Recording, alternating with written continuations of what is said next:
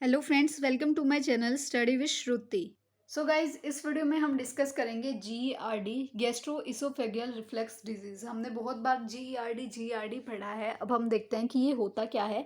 Gastro oesophageal reflux disease, a condition that occurs when a acidic stomach juices और food और fluid backups from the stomach into the oesophagus. एक ये वो condition होती है कि जब हमारे जो भी एसिडिक स्टमक के जूसेस होते हैं या फिर जो भी फूड्स हैं या कोई भी फ्लूइड है, जब वो स्टमक से वापस हमारी इसोफेगस में आ जाते हैं तो उसको हम क्या कहते हैं, GERD, यानी कि गैस्ट्रो से इसोफेगल में रिफ्लक्स हो रहा है। ठीक है, तो क्या होता है GERD।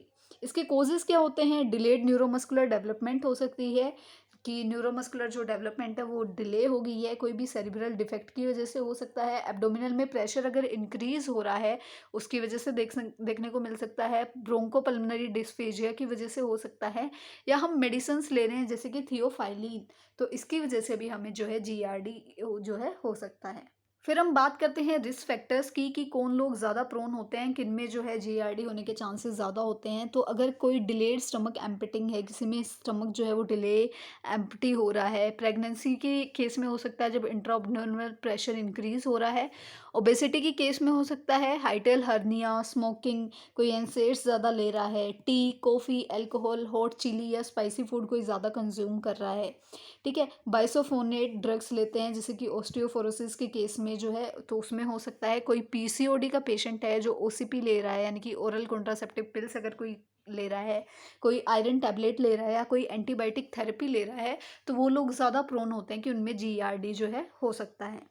अब हम बात करते हैं इसकी पैथोफिजियोलॉजी की। तो जो भी हमारे एटियोलॉजिकल फैक्टर्स हैं उनकी वजह से जो हमारा जो है क्या होता है, माल फंक्शनिंग हो जाती है जो हमारा डिस्टल एंड होता है हमारे इसोफेगस का, जिसकी वजह से जो हमारे स्टमक का कंटेंट है वो बैकफ्लो हो जाता है इसोफेगस में, और उसकी वजह से हमारी जो इसोफेगस है वहाँ पे हमें इरिटेशन और इन्फ्लामेशन देखने को मिलती है, और वो क्या होता है, रिगर्जिटेशन होता है, और साइन एंड सिम्टम्स हमें जो है इसकी वजह से फिर फर्दर देखने को मिलते हैं।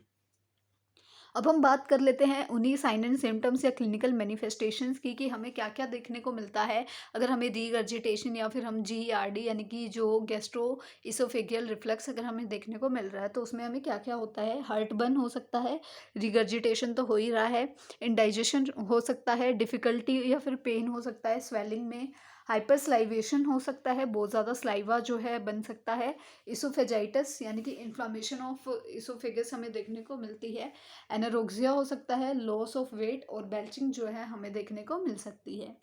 फिर हम बात करते हैं इसकी डायग्नोस्टिक इवेल्युएशंस की। तो हम एंडोस्कोपी करा सकते हैं, इसोफेजियल इम्पेडेंस टेस्ट करा सकते हैं, बैरियम स्वेलो करा के वो एक्सरे वगैरह करा सकते हैं, इसोफेजियल मैनोमेट्री करा सकते हैं, उसके बाद ambulatory acid pH probe test करा सकते हैं, इनके हम पीएच जो है यहाँ पे टेस्ट करा सकते हैं।